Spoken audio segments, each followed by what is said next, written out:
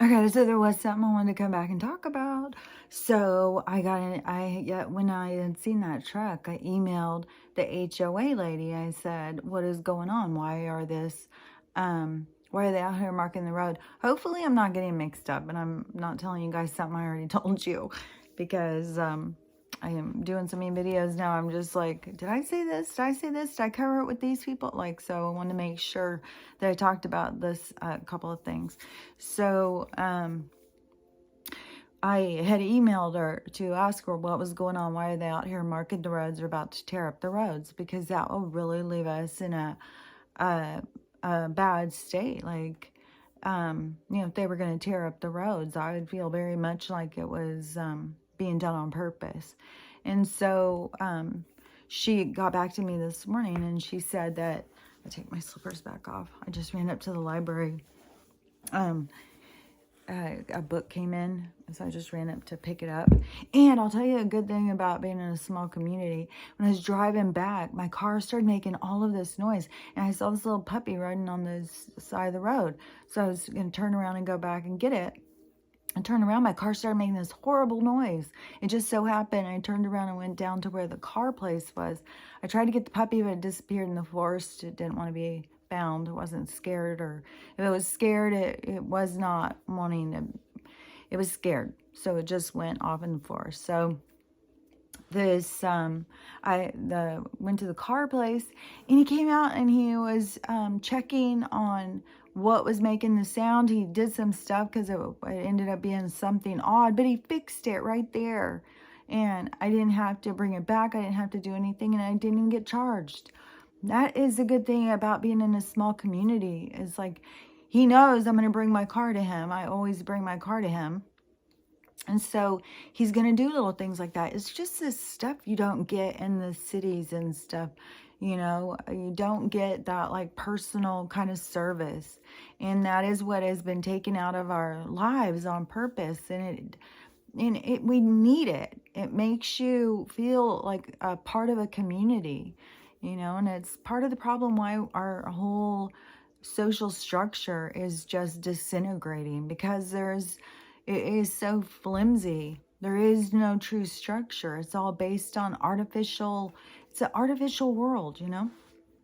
So anyways, the when I had emailed her, right, and so she got back to me, and she said that they don't know what's going on, that they have contacted this Red Mountain LLC, which I think is the new development, and they said it isn't them. They're not doing it, and it's Ziply Fiber Optics.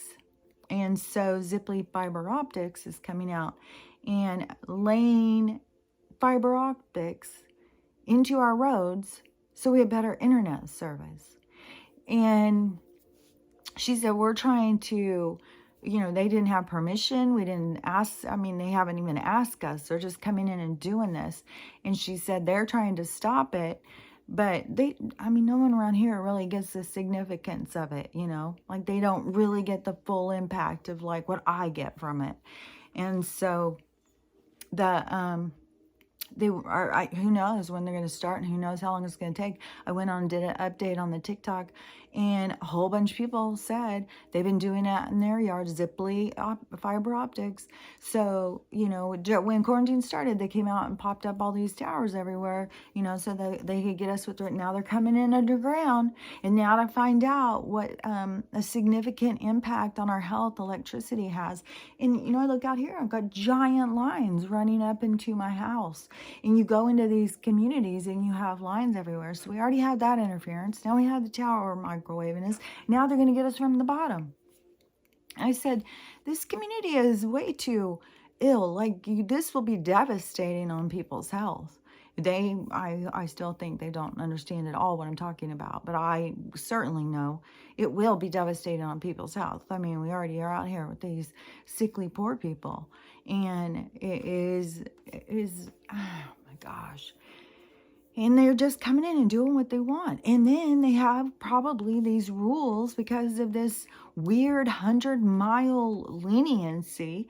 And the government's selling us out to these motherfuckers because either they're a part of the family, and so of course, it's a family thing. And then the other people, so many of our politicians were blackmailed by their perviness. They got themselves into this mess and had to sell the country out so they wouldn't be exposed for being just swamp rats, sewer garbage, So they, rather than being exposed, I mean, how many people choose murder over divorce or murder over being exposed? Like, it's mental. People just, it's weird. What are you trying to protect? You think anybody thinks you have integrity? No, nobody does. And so, I don't know. Hopefully the HOA is going to be trying to stop it, but Jesus Christ. It's like they're trying to cook us or something. Like they're already with what is going on with the electricity, the microwaving. Oh man, it's just like, oh. And UN infrastructure involved, whatever the fucking hell. It's just so mental. I keep having a headache for days, not getting any sleep. I'm sure it's all this interference from all of this shit. Stella doesn't even want to be in the house at all. And I've even started unplugging things just because it just is this constant current and it is interfering with our health. And one of the things that I really wanted to talk about was, these people I keep seeing more and more. So what they're doing with the medical. So I'm just going to say what they're doing with the medical and see if I can, getting people with a diagnosis. Your diagnosis is gold to them. Once they get a diagnosis and they get it in your paperwork, that has interference with your insurance. It has predisposition. It has all sorts of stuff. And you can be taken into court and you can be held to old diagnoses. Well, we have right here that you have depression. You went to a doctor, you were on medication, and it won't matter if you took medication 10 years ago. You have a history of needing antidepressants. And then with, current, if you're on them, you are unstable and you need to follow through with doctor's orders, insurance, and the pharmaceutical is so under control. I just heard another horrifying story, something about something that they're doing right now with, I can't remember the word that somebody said to look up, but it sounded similar to Ziply, funny enough. And it is something to do with the stuff, the 80s epidemic, if you remember that whole thing with the A, and how they've put it back into circulation. And so it's something about that medication, and they're going to give you two options. You can do the home version for $1,000 a pill, or you can do some treatment plan. And, and the treatment plan will certainly kill you. Everything will certainly kill you because that's what they're out to do. They're just testing on you. They're not fixing you or healing you. That's for fucking sure. So so you get your diagnosis. Now you have a history. And so now you have a mental health instability. So first thing, they've already, that was the big thing about making the United States a corporation so that they could go against the Constitution. Well, that's where stuff started coming up. And people were, wait a minute, I've got rights here. And they're like, well, sorry, we made some loopholes. And they're just trying to play a game. But people are using their rights to say, hey, you can't do this. But they want to get it to where you have a mental health disorder, you've ever been on antidepressants, you're not allowed to own any of these things. There'll be strict rules on these. And as fast as they can take them away, and they'll use their new rules to take them away. Because the medical, the insurance, the pharmacy, all of it is, it's one entity. And so, and CPS, all of it. So then when they tell you, you have to put your kids on certain things, and then you don't, well, then they can turn around and they can say that you are not in the best welfare of your child. So they have to take your child away from you because they have to look out for your child. It's also part of the whole reason of getting this push on getting kids to trust their teachers and tell their teachers the secrets that their parents tell them not to tell, so that they can say, you know, of one of the big, for instances, that I'm sure is going to be used, and it probably already is being used, is the kid sees themselves as a different gender and the parents will not allow them to go on blockers. And so then they will deem the parent as unsuitable, and then they will go and do their history and they say, oh, well, you were on this. Well, I had depression after my pregnancy. Well, that doesn't matter. You've got a disorder. We've got to protect your child, and we will take them and we will do what's right for the child. And they're going to keep doing this and keep pushing. They're going to use the system to take children away from people. At the same time, they're sterilizing them. But it all creates more depression, more drug addiction, and more people on, not just pharmaceuticals, the street drugs. And so it is what they do to take power away, and they're completely after the kids and taking away rights. They don't care so much about the old people unless, you know, they just want you to go to work and be a part of the system, because the system can't exist without the workers. The system can't exist without us participating in it. As soon as we all wake up and pull free from the system collapses. It's not like we don't have to go in and guns a-blazing. We don't have to do any of that stuff. It is the collapse of the system is us taking our energy away from it. Just like telling that girl, like, we need to boycott the gas stations, the markets that are doing this, that are price gouging us and taking advantage of people. We need to stand up to the system, and we need to boycott. And the people who aren't for the people, they need to go. We don't need them. They won't be a part of our new infrastructure, of our new age, because their vibration is of, it's more of a toxic kind of taking, you know, like a vacuum kind of sucking the life out of other people. It isn't giving back. It's out of balance. And so it couldn't survive in a higher frequency. It just is impossible. Because the only way to survive a higher frequency is to raise your frequency. And when you raise your frequency, you automatically stop being that way. So holding on to those behaviors and toxic ways of dealing with people, like that you're going to price gouge them, you're going to screw people over so that you can have more, that is just going to come back and bite people on the ass. And that's what I've said for so long, is that when the energy turns, all those kinds of people will just go down. When I just rode up real quick to the library, and I was driving back, and you see right now it's super quiet. I even drove into the new, whatever you want to call it, the new neighborhood or whatever it is. And, it looks like it's all fancy because it's all brand new, just like you go get a pair of shoes at Payless, they're going to look real good there for a bit. But then they start, falling apart. And that's the same with these. I mean, these houses were thrown together, no telling what the quality of the products, because of the price gouging that happened as they were building them. And how fast that they have thrown them together, and then they have put them so close, like there's no space. That is not a healthy way for people to live. So they just create these sardine cans, and so we have a bunch of houses, like it's building a whole part over there. And when I there was something else I wanted to say about that, about the shoot, I don't remember what it was. But anyways, so when I just drove over there just now, or right when I was going to the library, there it was super quiet. There's not any trucks, there's not any workers. And nobody is coming to see this house that's finished. And houses were selling, these houses, when they were finished, each house has got somebody moving in. It's immediately.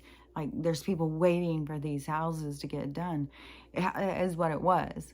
Like, I don't know right now, because so many people, like, it's flipping. You know, so many people are being in the streets and can't afford their rent, and they're losing their houses.